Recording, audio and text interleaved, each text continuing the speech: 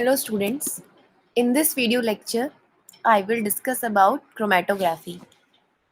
So what is chromatography? Chromatography is a separation technique जिसमें कि आप different components को किसी mixture से separate out करते हैं.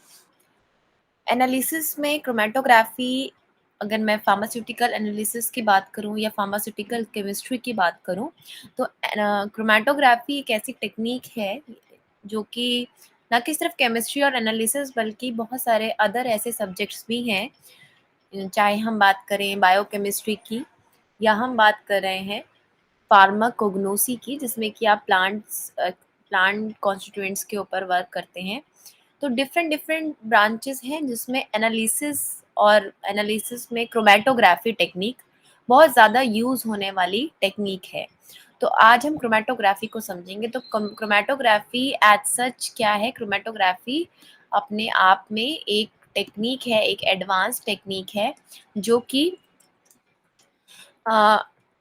सेपरेशन करती है. सेपरेशन मीन्स, अब सेपरेशन वर्ड का अगर मैं मीनिंग आपको एक्सप्लेन करूँ तो separation itself is very is a broad terminology because separation कैसे हुआ है या किसके बीच में separation होगा ये भी मायने रखता है और किस चीज़ का separation होना है ये भी इम्पोर्टेंट चीज़ है. तो chromatography is a separation technique. एक चीज़ आपको जो याद रखनी है अपने एग्जाम पॉइंट ऑफ व्यू से, वो पहली ये है कि सेपरेशन एक कैसी टेक्निक है, एक सेपरेशन टेक्निक है. क्रोमेटोग्राफी एक सेपरेशन टेक्निक है, right. So the word this chromatography, ये कैसे, इस क्रोमेटोग्राफी पे जो मैं लेक्चर आज प्रिपेयर करूंगी ये पार्ट्स में होगा. इसके 3 to 4 पार्ट्स होंगे. तो दिस इज पार्ट 1 जिसमें कि आपको इंट्रोडक्शन आज मैं एक्सप्लेन करूंगी कैसे ये डेवलप हुआ, कैसे ओरिजिनेट हुआ, कहाँ से ये वर्ड क्रोमेटोग्राफी आया है और इसके टाइप्स क्या क्या हैं आज हम ये डिस्कस करेंगे. तो it comes under introduction of chromatography. One by one in every part I will discuss different types of chromatographies. Okay. जैसे कि हमारे पास प्लानर, अगर मैं बात करूं तो कॉलम क्रोमेटोग्राफी होती है हमारे पास, प्लानर क्रोमेटोग्राफीज हैं. तो फिर हम उसको वन बाय वन उनको डिस्कस करेंगे. तो बेसिकली क्रोमेटोग्राफी क्या है, आज इस वीडियो लेक्चर में सिर्फ इतना डिस्कशन होगा. तो क्रोमेटोग्राफी समथिंग जब हमारा बेसिकली क्रोमेटोग्राफी में क्या है, क्रोमेटोग्राफी में टू आपको इजीली विजिबल होगा कि यहाँ पे दो शब्द हैं, क्रोमा एंड ग्राफी. क्रोमेटोग्राफी है तो chromato and graphy, right. So this chroma word stands for colour. Actually ये जो क्रोमा है आप विजिबल है आपको, तो ये क्रोमा मीन्स होता है कलर. ठीक है, कलर. अब ये कलर और ये ग्राफी का मीनिंग क्या होता है कि कुछ ग्राफ्स राइटिंग में अगर आपको ये समथिंग लाइक दिस, तो ये दीज आर दी, ये this is known as graphs. या फिर राइटिंग की जब हम बात करते हैं कुछ स्केल आता है तो उसको भी हम ग्राफी बोलते हैं. ठीक है, तो क्रोमेटोग्राफी. तो अब कलर बैंड्स एक्चुअली यहाँ पे हमें मिलते हैं. कलर जो कलर ये नाम रखा किसने था वहां से बात करते हैं. एक्चुअली जरूरी नहीं है कि कलर आएगा, कलर आना इज नॉट क्योंकि अब HPLC है तो उस पर सिर्फ सेपरेशन होता है कॉलम के अंदर. तो क्रोमेटोग्राफी नाम कैसे इसको दिया गया इस टेक्निक को, और ये है क्या, आज हम इसको समझेंगे. तो क्रोमेटोग्राफी का एक टर्म आपको जो हमेशा याद रखनी है वो ये है कि ये सेपरेशन टेक्निक, एक टर्मिनोलॉजी है जो आपको हमेशा अपने माइंड में रखनी है, और वो ये है कि ये एक सेपरेशन टेक्निक है.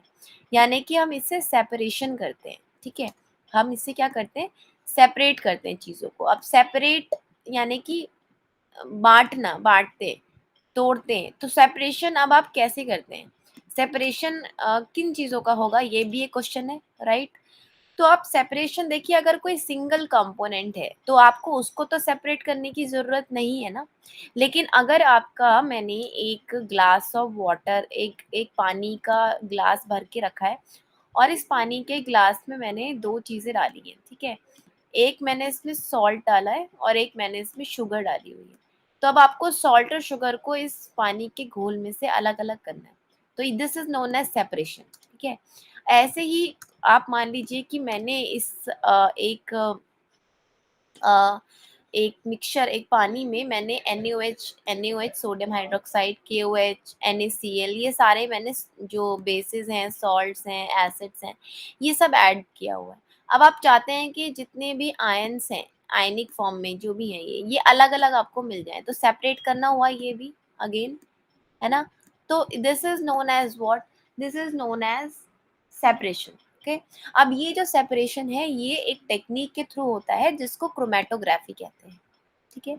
या फिर अगर मैं आपको एक सिंपल सा एग्ज़ाम्पल दूँ, तो एक एक चीज़ को और सेपरेशन को और एक्सप्लेन करने के लिए एक चीज़ समझिए, ध्यान से सुनिए कि आप लोग मान लीजिए कि ब्लड सैंपल है, राइट? ब्लड है, तो ब्लड में देखिए ब्लड में आरबीसीज़ भी हैं, डब्ल्यूबीसीज़ भी हैं, प्लाज़्मा भी है। जो ब्लड होता है, ह्यूमन ब्लड होता है, उसमें आरबीसी भी होती हैं, डब्ल्यूबीसीज़ भी होती हैं और प्लाज़्मा भी होता है, राइट?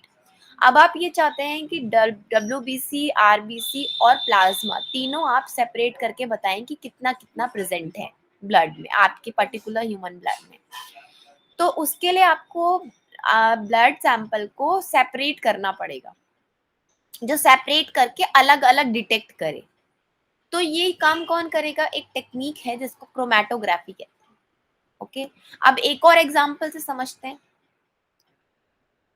यदि आपके पास कोई प्लांट है, अब उस प्लांट की आपने एक्सट्रैक्ट ले लिया, जैसे आप मान लीजिए पालक है, पालक सब्जी, तो आपने वो पालक का जो ग्रीन ग्रीन जब आप उसे बॉईल करते हो, तो उसमें से ग्रीन कलर का वाटर आ जाता है जब आप उसे निचोड़ते हो, उसको एक्सट्रैक्ट कहते हैं। क्या कहते हैं? एक्सट्रैक्ट, ठीक है?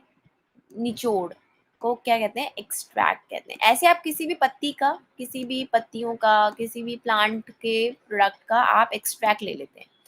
अब इस एक्सट्रैक्ट में आप ये चीज़ चेक करना चाहते हैं कि इसमें कौन-कौन से फाइटोकॉन्स्टिट्यूएंट प्रेज़ेंट है। फाइटोकॉन्स्टिट्यूएंट मतलब वो केमिकल जो प्लांट्स में प्रेजेंट होते हैं उनको फाइटोकेमिकल्स कहते हैं। आपको ये भी पता होना चाहिए। तो फाइटोकेमिकल्स, अब आप ये देखना चाहते हो कि इस एक्सट्रैक्ट में कौन-कौन से फाइटोकेमिकल्स प्रेजेंट है। उसके लिए आपको मान लीजिए कि आपने एक प्लांट का एक्सट्रैक्ट लिया, ए नाम का कोई एक्सट्रैक्ट है। इस ए नाम के एक्सट्रैक्ट में एक्स नाम का केमिकल भी है, वाई नाम का केमिकल भी है और जेड नाम का केमिकल है। X, Y and Z. इस ए नाम के मिक्सचर में 3 कंपोनेंट्स हैं। प्लांट एक्सट्रैक्ट है ए नाम का। अब इस एक्सट्रैक्ट में आपके पास एक्स, वाई एंड जेड, ये तीनों ही आपके पास कंपोनेंट प्रेजेंट है, फाइटोकेमिकल्स प्रेजेंट है। लेकिन ये तो एक मिक्सचर है ना, आप इसको नहीं बता सकते कि एक्स कौन सा केमिकल है, वाई कौन सा केमिकल है, जेड कौन सा केमिकल है। तो आपको ये सेपरेट करके ही बता पाएगा ना कोई भी डिवाइस। पहले इनको सेपरेट करेगा फिर ही तो बता पाएगा कि एक्स एक्स मान लीजिए टर्पीन्स हैं, वाई एल्केनॉइड्स हैं, ग्लाइकोसाइड्स हैं, जेड एल्कोइड, ठीक है? तो इस तरह से आपको अलग-अलग करके कौन बताएगा, एक टेक्नीक होनी चाहिए, तो वो टेक्नीक है क्रोमैटोग्राफी अगेन। तो मैंने यहाँ आपको 3 चीज़ें समझाई हैं। एक, अगर आपके पास कोई केमिकल है जो कि लैब में बनाया जाता है, केमिकल सिंथेटिक केमिकल उसको कहते हैं। अगर आपको उसके मिक्सचर को सेपरेट करना है तो भी आप क्रोमैटोग्राफी यूज़ कर सकते हैं। अगर आपके पास कोई ह्यूमन जो बायोलॉजिकल सैंपल जिसको कहते हैं, तो बायोलॉजिकल सैंपल है जो ह्यूमन ब्लड से, एनिमल से लिया गया है, तो उसको आप उसको भी सेपरेट कर सकते हो। इसके अलावा अगर कोई प्लांट से आपने कुछ लिया है मिक्सचर, तो उसको भी आप सेपरेट कर सकते हैं। तो यहाँ पे 3 चीज़ें हैं। आप sample can be from plants, can be from animal और human and it can be from synthetic जो कि लैब में बनाए जाते हैं केमिकल्स।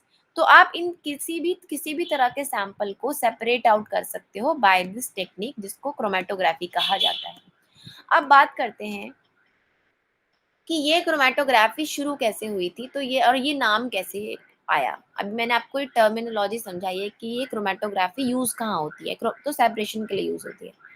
तो आप सेपरेशन के बाद ये बता सकते हैं कि एक्स क्या प्रेजेंट था, वाई क्या प्रेजेंट है और जेड क्या प्रेजेंट है। और एक चीज़ और भी इस टेक्निक से बता सकते हो कि एक्स कितना प्रेजेंट है, वाई कितना प्रेजेंट है और जेड कितना प्रेजेंट है।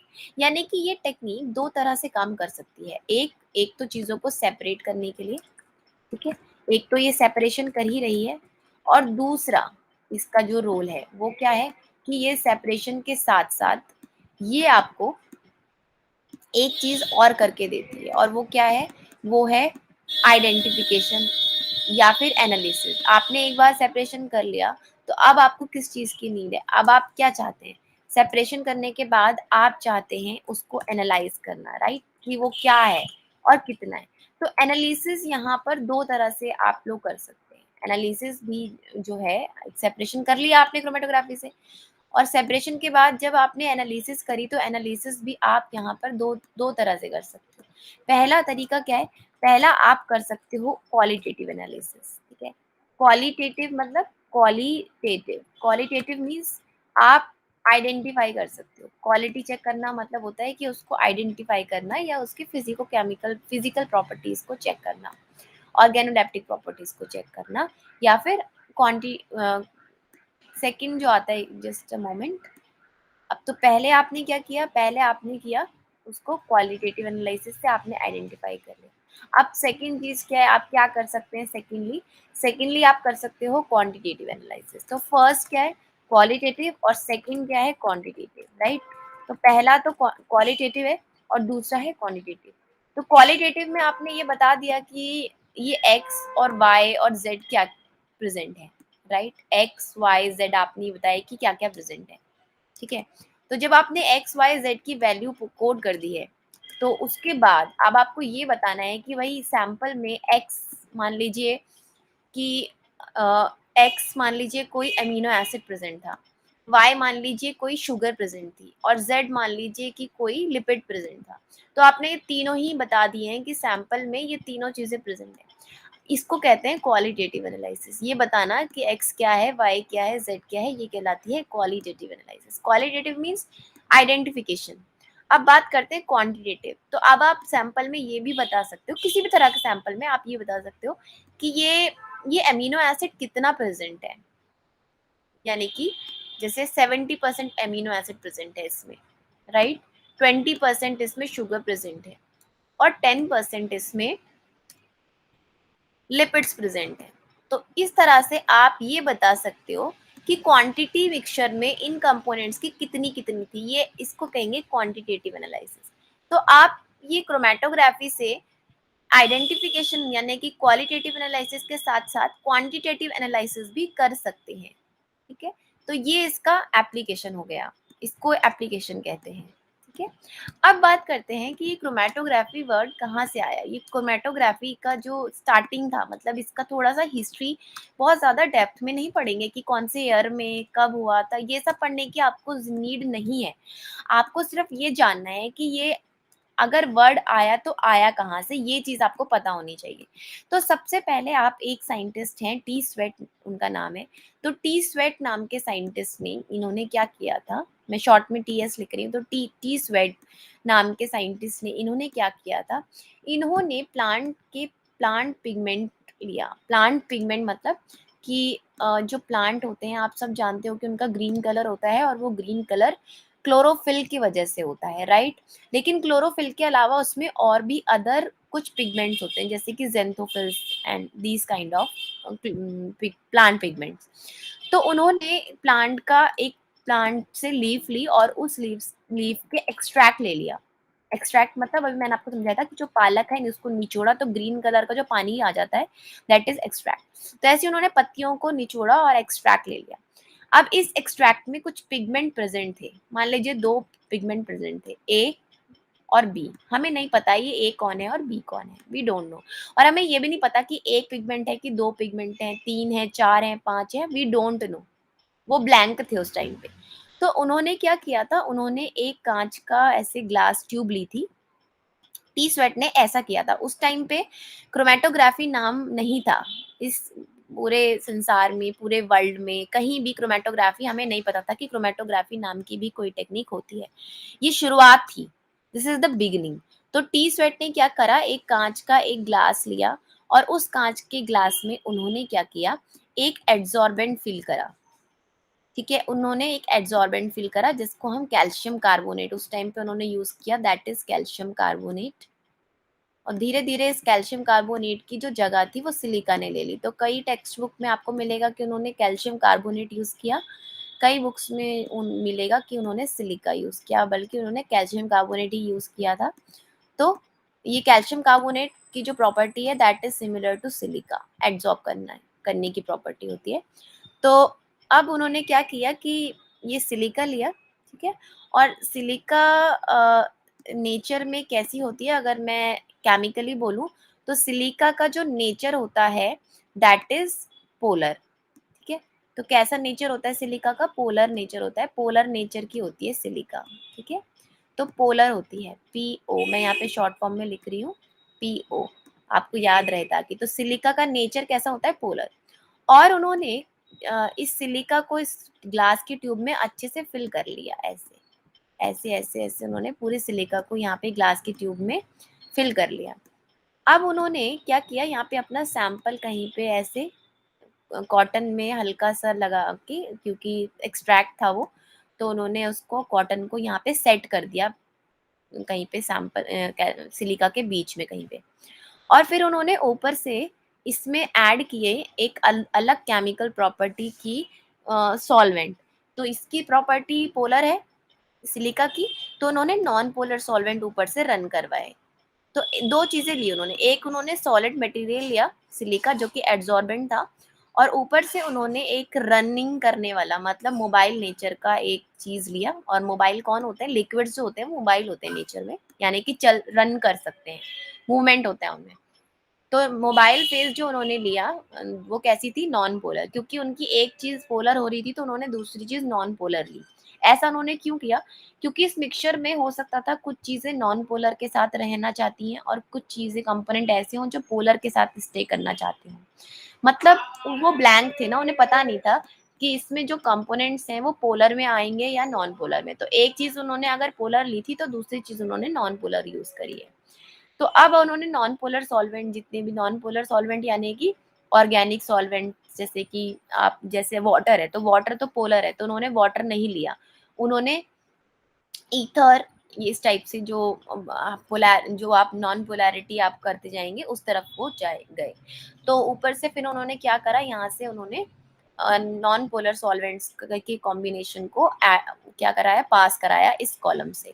अब क्या हुआ कि जो कम प्लांट पिगमेंट का जो भी एक्सट्रैक्ट था, उस एक्सट्रैक्ट ई में से कुछ कंपोनेंट थे जो कि बाहर आ गए, नीचे निकल के आने लगे, क्योंकि वो क्या थे, वो इस नॉन पोलर सॉल्वेंट के साथ ज़्यादा सॉल्युबिलिटी रखते थे या एफिनिटी रखते थे, तो वो नीचे आपको कलेक्ट हो गए। उन्होंने एक बीकर में उनको कलेक्ट कर लिया और साइड कर दिया। ऐसे ही जब उन्होंने नॉन पोलैरिटी धीरे-धीरे फिर वो नॉन पोलर से पोलर की तरफ आए, सॉल्वेंट्स लेकर आए। तो जैसे-जैसे वो सॉल्वेंट को चेंज कराते गए, तो बाकी के जो कंपोनेंट थे जो कुछ टाइम के लिए इस पे स्टिक हो गए थे, वो भी अब धीरे-धीरे पोलर वाले के साथ आने लगे बाहर, ठीक है? तो फिर उन्हें नेक्स्ट कंपोनेंट, तो इस तरह से उन्होंने कुछ कंपोनेंट कलेक्ट कर लिए अलग-अलग कलर के, ठीक है? तो उनको ये पता चला कि 2, 3, 4, 5 कितने कंपोनेंट इसमें प्रेज़ेंट हैं, ठीक है? तो इस तरह से उस टाइम पे जो टी स्वेट ने क्रोमैटोग्राफी की थी, वो इस तरह से की गई थी, ठीक है?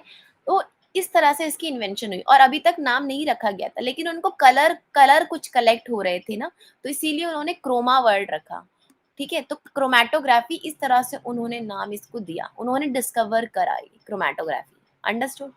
नाउ अब ये जो टी स्वेट का पूरा प्रैक्टिकल था, ये जो एक्सपेरिमेंट था उनका, उसमें इन्होंने सिलिका को यूज़ किया था एज़ सच, या फिर कैल्शियम कार्बोनेट को, जो कि पोलर नेचर की थी और मोबाइल फेज़ नॉन पोलर थी।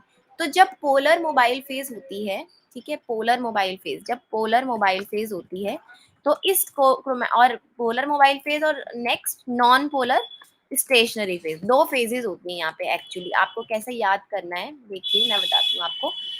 क्रोमैटोग्राफी में सेपरेशन हुआ एक्सट्रैक्ट में ए और बी नाम के 2 कंपोनेंट थे जो कि सेपरेट आउट हो गए। लेकिन ये सेपरेशन किसके बीच में हुआ? सिलिका के बीच में। सिलिका में स्टिक हो गए थे कुछ कंपोनेंट, एडसॉर्ब हो गए थे और कुछ मोबाइल फेज में बाहर आ गए थे। तो ये जो सिलिका है जो कि स्टैटिक है, यानी कि घूमती नहीं है, इधर-उधर कहीं नहीं जाती है, पैक है कॉलम के अंदर। इसको हम लोग स्टेशनरी फेज कहते हैं। क्या कहेंगे? Stationary phase.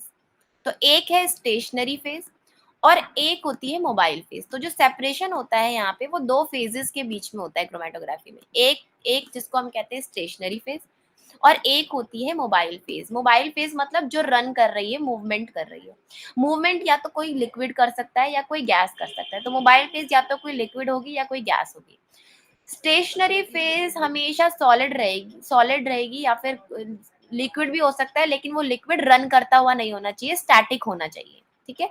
यानी कि मूवमेंट नहीं होना चाहिए। स्टेशनरी फेज ऐसी होनी चाहिए जिसमें मूवमेंट ना हो, ठीक है? स्टैटिक रहे। तो यहाँ पे इस तरह का प्रैक्टिकल किया गया टी स्वेट के द्वारा। तो उन्होंने क्या किया था, पोलर मोबाइल फेज यूज करी थी और नॉन पोलर स्टेशनरी फेज। इस प्रोसेस को हम कहेंगे normal phase chromatography.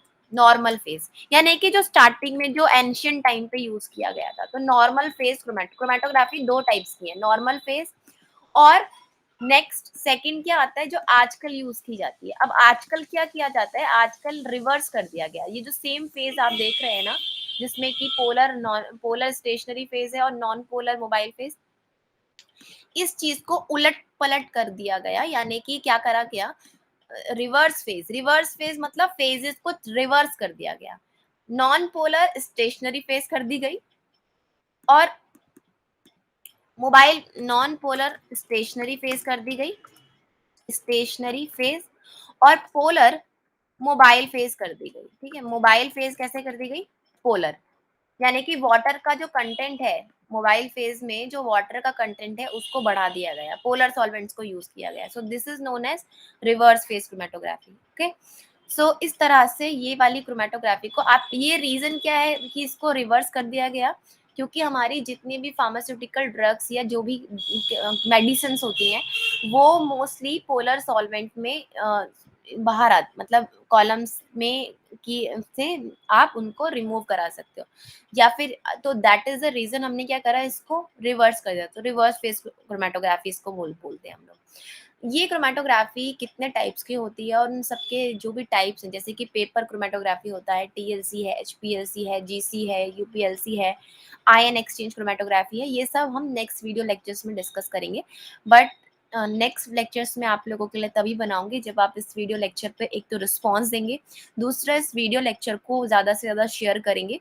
So within a week I will provide some other lectures on paper chromatography, TLC. तो पेपर के लिए मैं एक सेपरेट वीडियो बनाऊंगी, टीएलसी के लिए एक सेपरेट वीडियो अपलोड करूंगी, ऐसे आयन एक्सचेंज के लिए अलग, एचपीएलसी के लिए अलग और जीसी के लिए अलग। तो ऐसे ऐसे पार्ट्स में क्रोमैटोग्राफी को हम कंप्लीट करेंगे।